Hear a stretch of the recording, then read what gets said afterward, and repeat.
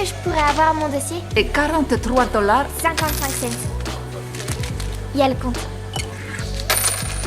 Face au mépris de cette femme, je ne me mets pas en colère. Je lui demande simplement, avec politesse, de me dire ce qu'il y a dans mon dossier. Annie Bennett, abandonnée devant le 26e poste de police, âge estimé au moment de l'abandon, 4 ans. Passé en famille d'accueil, aucune pièce annexe. Le destin bascule au beau milieu d'une rue animée. En voulant sauver un chien errant, je manque de me faire renverser par une voiture lancée à toute vitesse.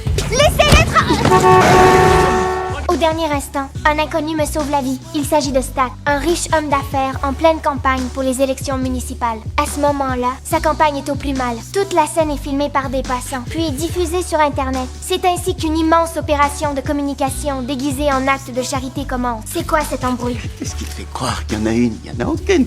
Allez, c'est juste que...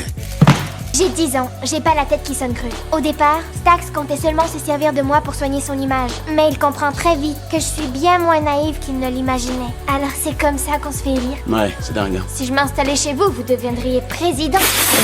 Je lui propose de venir vivre dans son immense villa pour servir nos intérêts à tous les deux. Stax finit par accepter. Lorsque nous nous rendons au service administratif pour signer les papiers de tutelle provisoire, l'employé, d'abord froide et distant, change immédiatement d'attitude et devient beaucoup plus chaleureuse.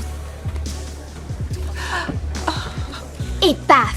À partir de ce jour, je participe activement aux séances photos de sa campagne. Comme le public m'apprécie énormément, la popularité de Stax ne cesse de grimper. Il décide alors de m'emmener à un grand dîner de gala. Mais au moment où Gaïa me demande de lire le discours qu'elle avait préparé pour moi... On va lui mettre plus gros. Voilà, tu vois? Merci, monsieur Stax. Vous êtes le secondier, s'il vous plaît. Non. Annie, il y a un souci? Laissez-moi tranquille.